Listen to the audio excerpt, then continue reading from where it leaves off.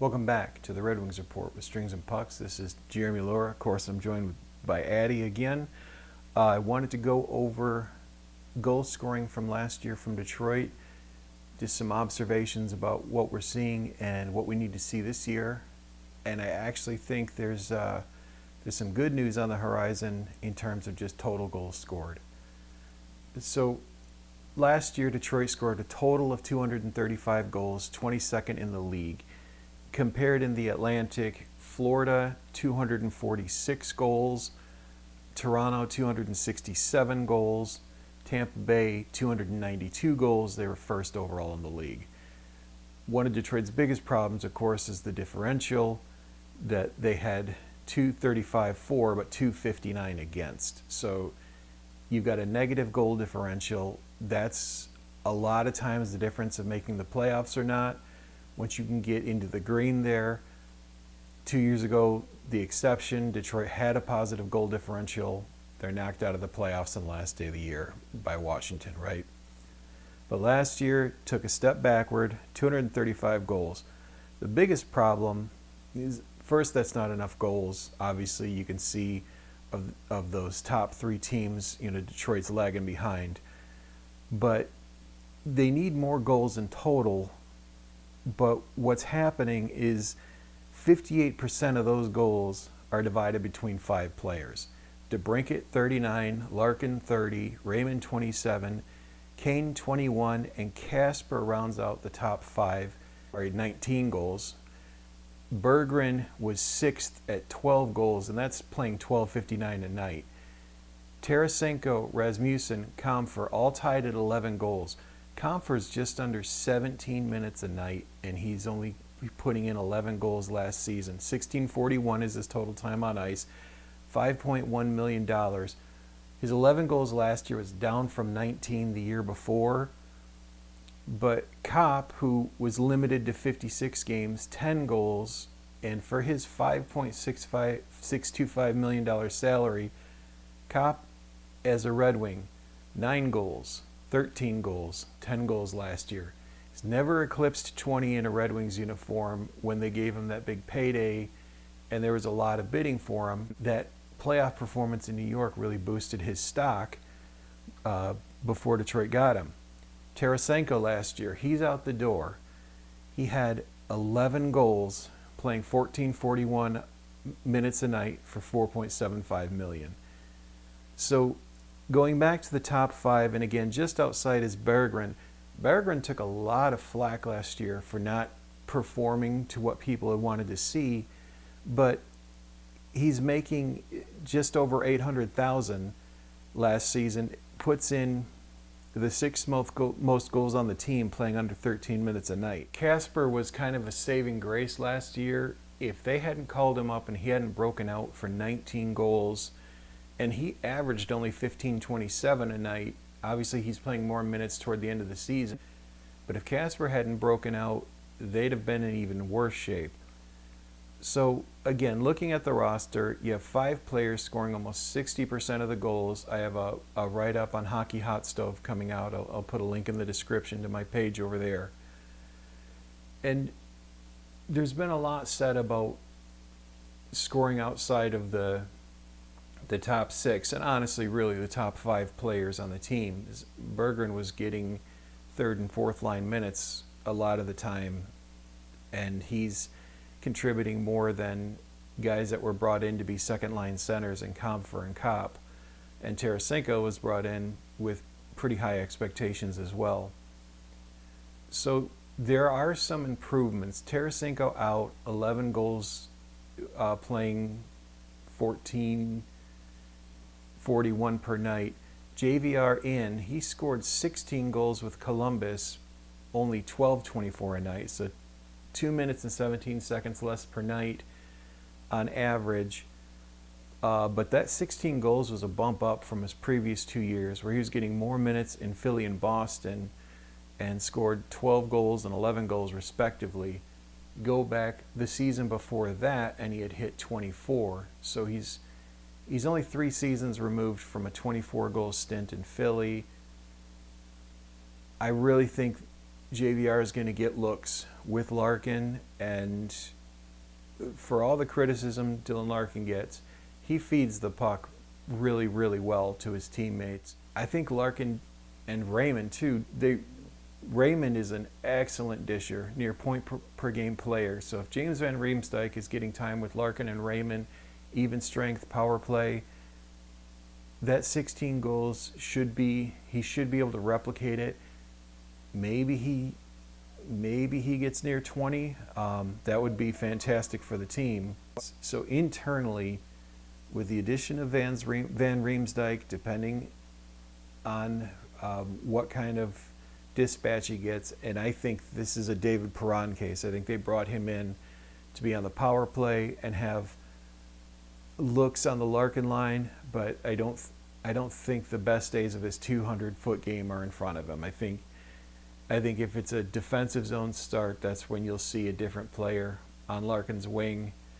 But Van Riemsdyk should get O-zone looks, neutral zone looks, power play looks. So between him and Berggren, they could see a boost internally for sure with the outgoing Tarasenko. Compher, I mean, he's only one season removed from almost 20 goals. Maybe Compher's a fresh start. Maybe he's bouncing back up, and they need him to perform much closer to the 20-goal pace at the salary he's got for 2 more seasons. Copp as well, limited to 56 games last year, still scored 10.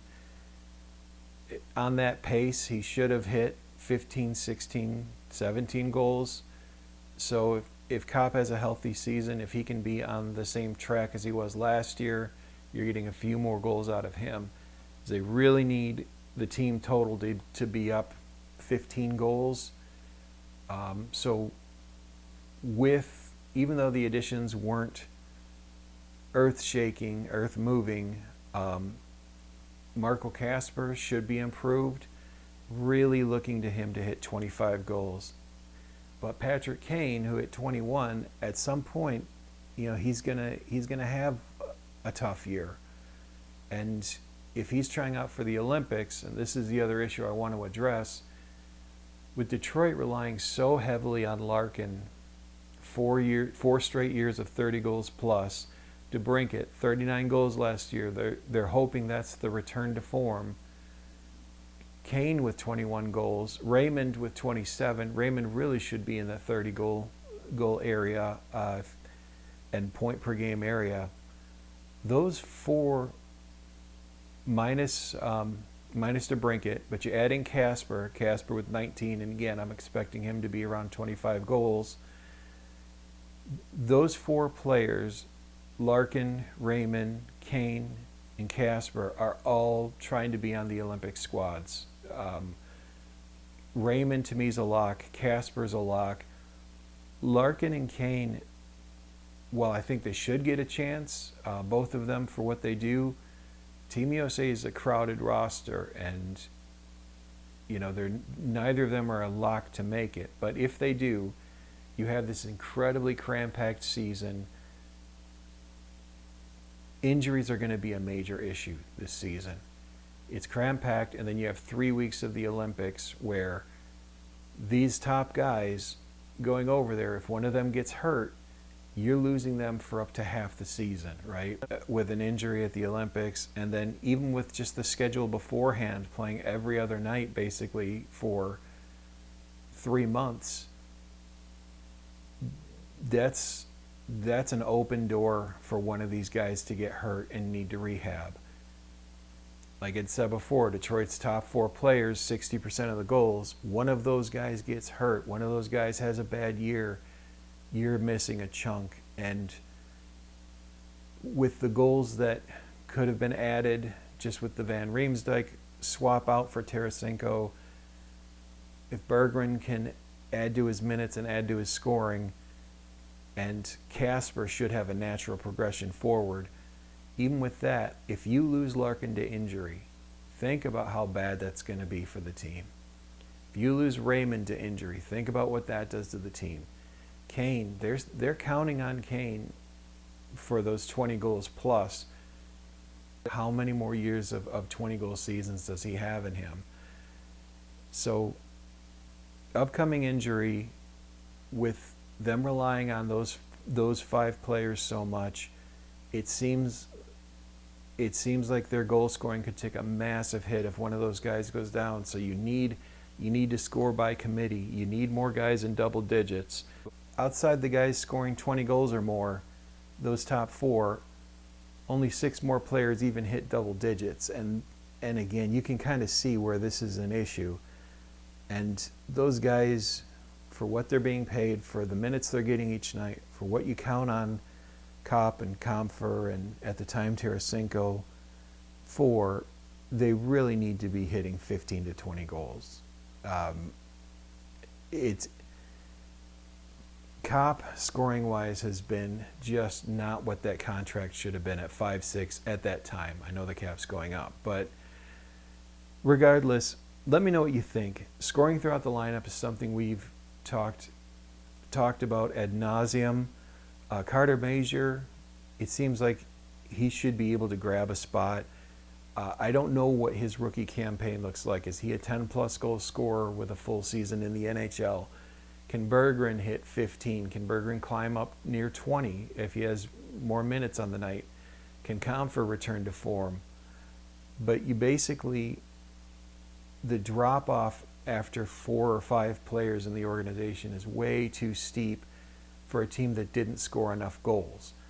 When you look at the teams that are front-loaded and making the playoffs, Florida had something that evaded so many other teams, and just the balance in Florida is where Detroit needs to head. If you can get into the playoffs with your top five players scoring about 50% of the goals and a lot more balanced goal scoring throughout the roster, an injury isn't devastating. Florida's going to start the year without Tkachuk. They're not panicking about making the regular season. Flip that around.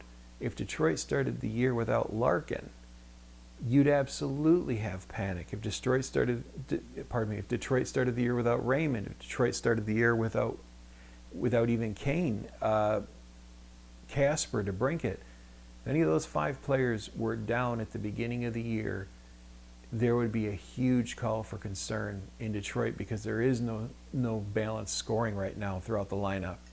So anyway, let me know your thoughts. With the minor upgrades and with a better season under McClellan, can Detroit add 15 goals to what they did last year? Can they hit around 250 goals?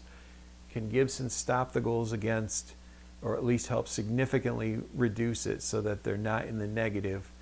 Because you can't, at the end of the day, even if they score 15 more goals, they let in 259, so they'd still be in the red if they can't get a stronger performance in net.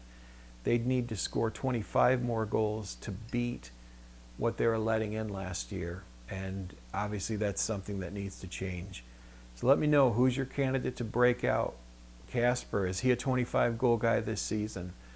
Berggren, can he hit 15? Can Compher return back to closer to 20? Van Riemsdyk, 16, is that doable again? Can he climb toward 20 with a dispatch with Larkin, or are things going to settle? And can Patrick Kane still give you 20-plus goals in the season? With all the things going on, with the cramped schedule in the Olympics, this is a big year for Detroit and for all the teams, but Detroit seems in a particularly tough spot if they lose one of those top 5 guys. Anyway, thanks for tuning in. Please hit that like, hit that subscribe. The preseason's only a few weeks away. Camp starts in just over 2 weeks, and we'll be covering it.